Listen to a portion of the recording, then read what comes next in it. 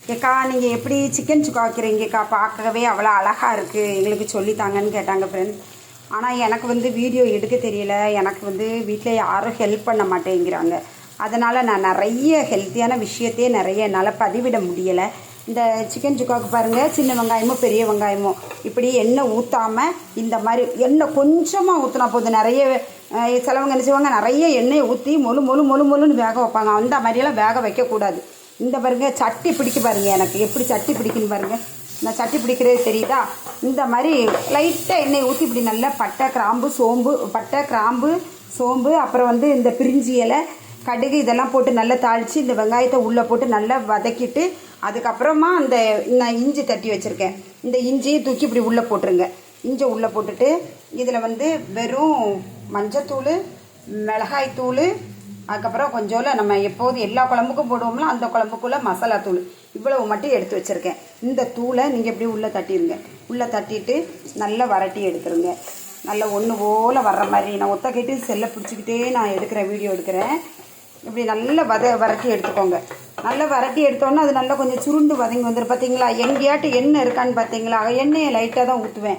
என்னுடைய பதிவுகள் எல்லாத்தையும் பாருங்கள் ஃப்ரெண்ட்ஸ். எண்ணெயே அவ்வளோவா ஊற்ற மாட்டேன். உடம்புக்கு தேவையான ஹெல்த்தான சமையல் மட்டும்தான் நான் பதிவு பண்ணுவேன். நீங்கள் பாருங்கள் என்ன ஃப்ரெண்ட்ஸ், இந்த மாதிரி வதக்கி நீங்கள் எடுத்து வச்சுக்கோங்க. 2 கிலோ சிக்கன் கறி வாங்கிட்டு வந்திருக்கேன். இந்த சிக்கன் கறியை நல்லா எடுத்து என்ன செய்யணும், நல்லா இந்த சிக்கன் பீஸ்களை எடுத்து நல்லா தண்ணியில் போட்டு நல்லா ஒரு 2-3 தண்ணி நல்லா கழுவிடுங்க. நல்லா கழுவிட்டு சிக்கனை நல்லா கழுவி எடுத்துகிட்டு ஃப்ரெண்ட்ஸ், இந்த சிக்கனை கொஞ்சம் கொஞ்சமாக எடுத்து இதில் போட்டுருங்க. மசாலாவில் போட்டுருங்க. மசாலா என்ன பார்க்குறதுக்கே எப்படி இருக்குதுன்னு பார்த்தீங்களா? நான் இதில் தேங்காய் எதுவும் சேர்க்க மாட்டேன், கூடுதலாக ஆயில் சேர்க்க மாட்டேன். ஆனால் செஞ்சு முடிச்சப்பறம் அந்த டேஸ்ட்டை இப்போவே கமகமான்னு வாசடிக்கு. செஞ்சு முடிச்சதுக்கப்புறம் இதை சாப்பிட்டேன்னு வைங்களேன், உண்மையிலே சொல்கிறேன், எனக்கு பெரிய பெரிய ஸ்டார் ஹோட்டலில் போய் சாப்பிட்டாலும் கூட நான் வைக்கிற சமையலுக்கு ஈடாக எனக்கு எதுவுமே வராது ஃப்ரெண்ட்ஸ். அந்த மாதிரி தான் என்னுடைய சமையல் வந்து நான் ரொம்ப கம்பேர் பண்ணி பார்ப்பேன்.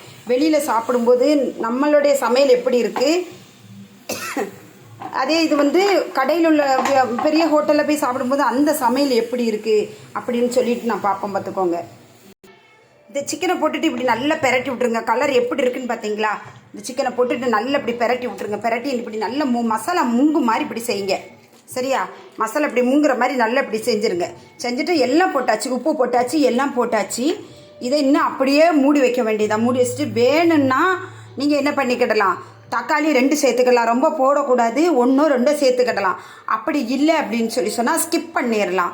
இப்போ இது கடைசியில் வெந்ததுக்கப்புறம் இதனுடைய டேஸ்ட்டே என்ன கொடுக்குன்னா, இறக்க போகிற நேரம் கொஞ்சம் மிளகும் கொஞ்சம் சின்ன சீரகத்தூளும் 2 தூளும் நல்லா கொஞ்சம் கணிசமாக எடுத்து போட்டுக்கோங்க. போட்டுட்டு ஒரே ஒரு கொதி அந்தால கருவேப்பிலை, மல்லி இலை, புதினா இலை இவ்வளோத்தையும் போட்டுட்டு நீங்கள் அப்படியே அடுப்பை ஆஃப் பண்ணிவிட்டு 5 நிமிஷம் கழித்து எடுத்து சாப்பிடுங்க. அப்பாடா, நம்ம சிக்கனை அடிக்கிறதுக்கு வேல்டில் சிக்கனே கிடையாது. சுக்கா எப்படி கொதிக்குன்னு பாருங்கள். இந்த மாதிரி நல்லா கொதித்து வரட்டும், தலான்னு கொதிக்கட்டும்.